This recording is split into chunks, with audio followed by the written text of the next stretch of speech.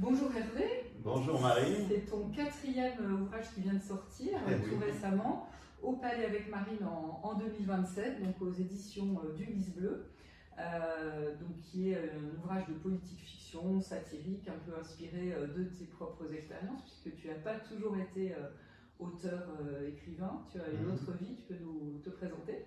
Avec plaisir, avec Julia, donc 65 ans. Oui, en 65 ans, c'est vrai que j'ai eu le temps de faire pas mal de choses. Étant précisé qu'actuellement, je suis à la retraite depuis 3 ans.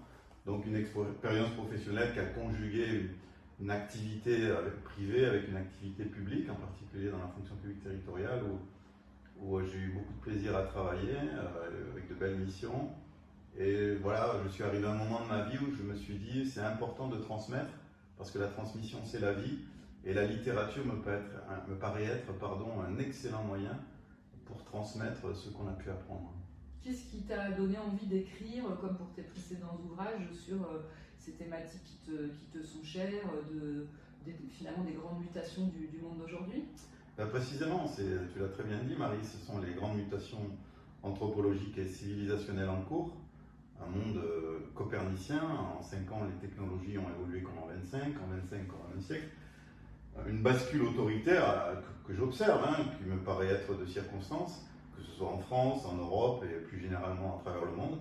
Et j'ai voulu décrire cette bascule autoritaire dans le cadre d'un roman satirique, pamphlétaire, à la tradition française. On a toujours eu une tradition du guignol, et je prétends être un petit guignol de l'écriture, et de raconter ce que pourrait devenir notre pays dans ce cadre-là. Alors justement, détaille un peu plus, donc Au Palais avec Marine en 2027, est-ce que tu peux nous en dire un peu plus sur son... Je pense que le titre est suffisamment évocateur, c'est ce que pourrait devenir notre pays, qui changerait, je dirais, de gouvernance, de passer d'une gouvernance social-démocrate à laquelle on est habitué depuis octobre 58, depuis l'instauration de la Ve République, à une gouvernance plus autoritaire, dans un monde qui, je me répète, qui est très très autoritaire et qui devient de plus en plus autoritaire chaque jour.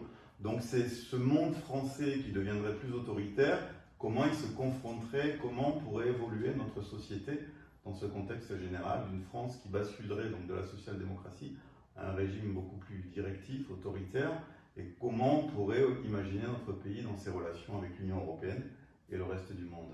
Mais tout ça de manière très amusante, je précise. Oui, tu as peut-être un dernier message. Qu'est-ce que tu as envie de dire à tes lecteurs, aux personnes à qui on s'adresse aujourd'hui? C'est un petit mot de la fin.